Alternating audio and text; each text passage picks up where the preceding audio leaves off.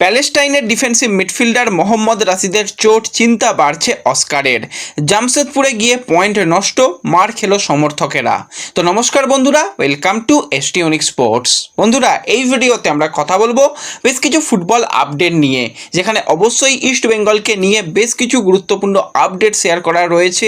ISL নিয়ে কথা বলার সাথে সাথে কিন্তু অবশ্যই মোহনবাগানকে নিয়েও কিন্তু গুরুত্বপূর্ণ একটা বিষয় আলোচনা রয়েছে এই ভিডিওতে। তাই ভিডিও শুরু করার আগে একটাই রিকোয়েস্ট, চ্যানেলে যারা প্রথমবারের জন্য এসেছো মনে করে চ্যানেলটাকে সাবস্ক্রাইব করে নিও, তাহলে প্রিয় দলের খেলার সমস্ত আপডেট তোমরা এখানে পেয়ে যাবে।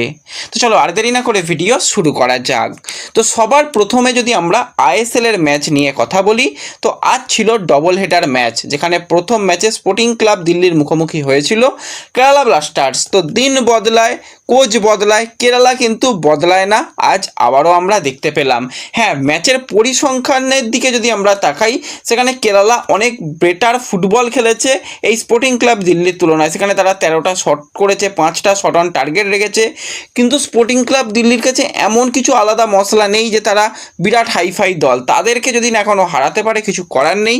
সেখানে ভালো কোচ এনেও কেরালা কিন্তু সুবিধা পেল না। সেখানে কিন্তু মোহাম্মদ আইমান, যে কিন্তু প্রাক্তন এই কেরালা ব্লাস্টার্সের প্লেয়ার, এবং সে এই বছরই আইমান এবং আজাহার তারা ক্লাব পরিবর্তন করে এই স্পোর্টিং ক্লাব দিল্লিতে এসেছে। তো সেই মোহাম্মদ আইমান প্রথম গোল করে কেরালার বিরুদ্ধে, সে কিন্তু স্পোর্টিং ক্লাব দিল্লিকে এগিয়ে দেয় একদম। আবার ম্যাচের শেষের দিকে গিয়ে সেখানে ব্যববিক সে একদম ফাইনাল বাজি বাজার কিছুক্ষণ আগে গিয়ে আরেকটি গোল করে, এবং সেখানে 2-0 ব্যবধানে কিন্তু আজকে ম্যাচ জিতে যায় স্পোর্টিং ক্লাব দিল্লি। এবং ম্যাচের শেষের দিকে গিয়ে কেরালা ব্লাস্টার্সের প্লেয়ার আইবন ডহলিং সে কিন্তু রেড কার্ডও দেখতে পায়, এবং তারা শেষ পর্যন্ত ম্যাচ হেরে যায়। এবং আজকে এই রকম রেজাল্ট হওয়ার পর কিন্তু অন্তত রেলিগেশন বাঁচিয়ে ফেললো, এটুকু বলতে হবে স্পোর্টিং ক্লাব দিল্লি।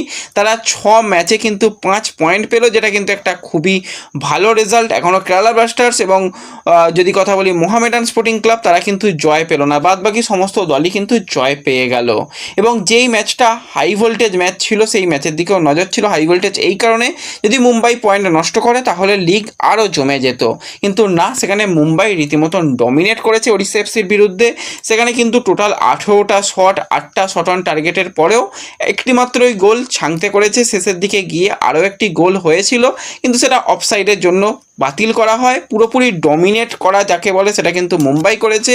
এবং মুম্বাইয়ের হাইফাই এমন কিছু দল নেই, তাদের দলে খুব যে কোয়ালিটি প্লেয়ার রয়েছে তাও নয়, কিন্তু মুম্বাই ট্যাকটিক্স দিয়ে কিন্তু পিটার ক্যাটকি প্রত্যেকটা ম্যাচ বার করছে, এবং সেখানে কিন্তু আজকের ম্যাচের জয়টা তাদের জন্য একটা বিরাট বিরাট বুস্ট দেবে বলতেই হয়। কারণ 7 ম্যাচে তারা 17 পয়েন্ট, মানে 2 নম্বর, 3 নম্বর, 4 নম্বর পজিশানে যারা রয়েছে তাদের সঙ্গে ব্যবধান কিন্তু 3টে পয়েন্টের করে নিল। এটা কিন্তু একটা ভালো ব্যাপার যে সবার সমান ম্যাচ কিন্তু ব্যবধান 3টে পয়েন্টের। এটা একটা মানে বেশ ভালোই জায়গায় চলে গেছে মুম্বাই সিটি এফসি। পরবর্তী সময় এখনও কিছু দলের কাছে সুযোগ তো থাকবে যে ওই জায়গাতে মুম্বাইকে ধরার। তো সেক্ষেত্রে যাদের তলার দিকের ম্যাচ রয়েছে মুম্বাইয়ের বিরুদ্ধে, যত বেশি মুম্বাই পয়েন্ট নষ্ট করবে বাকিদের কিন্তু ততই ভালো হবে। তো আজকের ম্যাচ কিন্তু বেশ হাড্ডাহাড্ডি ম্যাচ হয়েছে এবং জমকালো ম্যাচ হয়েছে, সেটা বলতেই হয়। এবং এরপরও যে সমস্ত ম্যাচগুলো হবে সেই ম্যাচগুলোও কিন্তু খুবই আকর্ষণীয় ম্যাচ হবে। বিশেষত 9 তারিখে কিন্তু এই মুম্বাই এবং জামশেদপুর উপরের দিকে দল, তারা কিন্তু মুখোমুখি হবে। সেই ম্যাচটাও কিন্তু অন্যতম লিগ ডিসাইডার ম্যাচ হবে, সেটা বলাই যায়। কিন্তু যেই ম্যাচটায় মোহনবাগান পয়েন্ট নষ্ট করলো, অর্থাৎ আমরা কথা বলছি জামশেদপুর এবং মোহনবাগান সুপার জায়েন্ট ম্যাচ নিয়ে। ঋত্বিক দাস তার গোলে শেষ পর্যন্ত জামশেদপুরে গিয়ে কিন্তু 3টে পয়েন্ট আনতে ব্যর্থ হয় মোহনবাগান প্লেয়াররা।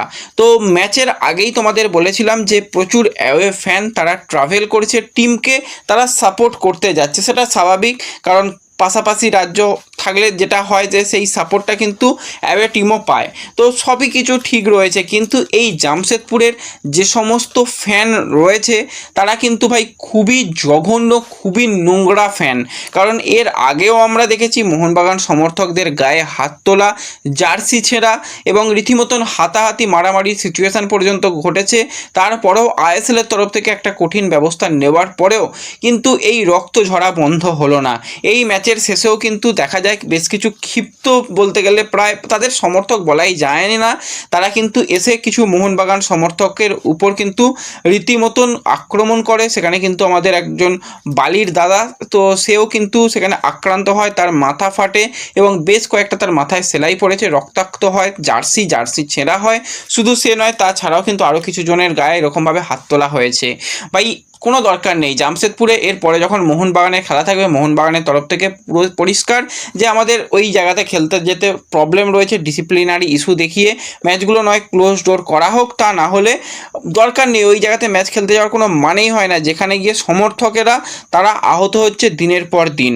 তো এই নোংরামি কিন্তু এবার বন্ধ হওয়া দরকার। খুবই খারাপ বিজ্ঞাপন এটা ফুটবলের জন্য যে অ্যাওয়ে টিম যারা গেছে, হ্যাঁ অবশ্যই মাঠের মধ্যে কথা বলা বা পোক করা সেগুলো থাকবে, কিন্তু মাঠের বাইরে তাদের যে ফুটবল কালচার একদমই নেই সেটুকু বোঝা যাচ্ছে। সেখানে মাঠের বাইরে অ্যাওয়ে সমর্থকদের গায়ে হাত দেওয়া এটা কিন্তু খুবই খারাপ ব্যাপার।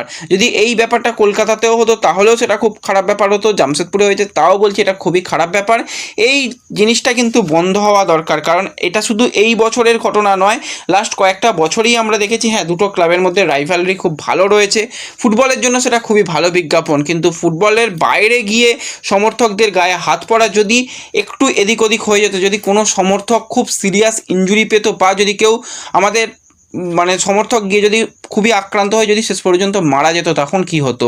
যেভাবে মোহনবাগান সমর্থকের গায়ে হাত তোলা হয়েছে এটা কিন্তু সত্যি মানে খুব খুব খারাপ বিজ্ঞাপন ফুটবলের জন্য। এবং জামশেদপুরকে তো অবশ্যই ডিসিপ্লিনারি ইস্যুর জন্য বেশ কিছু ম্যাচ ক্লোজ ডোর করানো উচিত এই সিজনে গিয়েই, এবং বড় অঙ্কের জরিমানাও করা দরকার, কারণ মোহামেডান সমর্থকরা মাঠে বোতল ফোতল ছুঁড়লে তাদের কোটি কোটি টাকা জরিমানা করা হয়, কিন্তু জামশেদপুরের সমর্থকরা এরকম নোংরা আচরণ করলে তাদের কোনো রকম কিছু করাই হয় না। আর আমি জানি না জামশেদপুরের পুলিশ ব্যবস্থা কেমন, এর আগেও দেখেছি পুলিশের সামনেই মারামারি হয়েছে, এবারেও তাই, যে সব কিছু হয়ে যাওয়ার পর তাদের পুলিশের নিরাপত্তা যে ব্যবস্থা সেটা দেখা যায়, কিন্তু তার আগে ঘটনা থামানোর জন্য কিন্তু কোনো রকম ব্যবস্থা দেখা যায় না।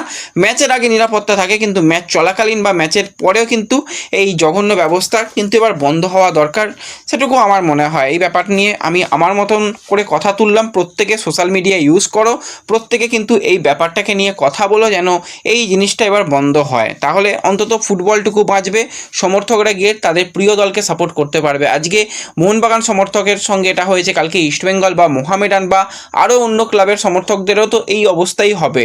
তো এটা কিন্তু বন্ধ হওয়া দরকার বলে আমার মনে হয়। তো এরপর যদি আমরা কথা বলি একটুখানি প্যালেস্টাইনের ডিফেন্সিভ মিডফিল্ডার মোহাম্মদ রাশিদকে নিয়ে, তো মোহাম্মদ রাশিদ প্র্যাকটিস চলাকালীন সৌভিক চক্রবর্তীর সঙ্গে ধাক্কাধাক্কি বা যেরকমটা হয় করা ট্যাকেলের জন্য কিন্তু তার একটা চোট লেগেছে। তার এমন কিছু যে সিরিয়াস ইনজুরিস অনেক জায়গা থেকে এরকম বলা হচ্ছে, সেরকম এখনও তো কোনো রিপোর্ট বেরিয়ে আসেনি। হ্যাঁ তার স্ক্যান করা হয়েছে, তার যেই পায়ের অ্যাঙ্কেলের চোট লেগেছে সেখানে কিন্তু যথেষ্ট সেটা ফুলে রয়েছে, তাকে খোঁড়াতেও দেখা গেছে, কিন্তু সে খোঁড়াতে হলেও নিজে পায়ে হেঁটে অন্তত গাড়িতে উঠেছিল। তো আজকে তো কোনো রকমভাবে ইস্টবেঙ্গলের অনুশীলন ছিল না, আজকে পুরোপুরি ছুটি ছিল, আগামীকালও সে অনুশীলন করতে পারবে না। হ্যাঁ সামনেই রয়েছে চেন্নাইন এফসি ম্যাচ 11 তারিখে, যদি সে মেডিকেলি সম্পূর্ণ ফিট থাকে, যেটা ম্যানেজমেন্ট আশা করছে যে খুব একটা সিরিয়াস ইনজুরি হবে না, তাহলে সেই ম্যাচেও বেঞ্চে হয়তো থাকতে পারে। যদি একটু সময় লাগে তো সেক্ষেত্রে ওই ম্যাচটা বাদ দিয়ে তার পরবর্তী যে সমস্ত ম্যাচ আছে সেই ম্যাচগুলোর জন্য অ্যাভেলেবেল থাকতে পারে বলে ক্লাব সূত্র বা বেশ কিছু গুরুত্বপূর্ণ জায়গা থেকে এরকমই খবর বেরিয়ে আসছে। এখনই চিন্তার কোনো কারণ নেই, কালকেও যেই ব্যাপারটা বলেছিলাম, কিন্তু আজকে যেহেতু তার মেডিকেল টেস্ট হয়েছে, রিপোর্ট আসতে সময় লাগবে, তো সেক্ষেত্রে খুব একটা প্যানিক করার মতন কিছু নেই, এটুকুই বলতে পারি। তো ব্যাস এই ভিডিওতে এই আপডেটটুকুই শেয়ার করার ছিল। ভিডিও ভালো লাগলে লাইক শেয়ার করে দিও, চ্যানেলে প্রথমবারের জন্য এলে সাবস্ক্রাইব করে নিও। দেখা হবে পরবর্তী ভিডিওতে, ধন্যবাদ।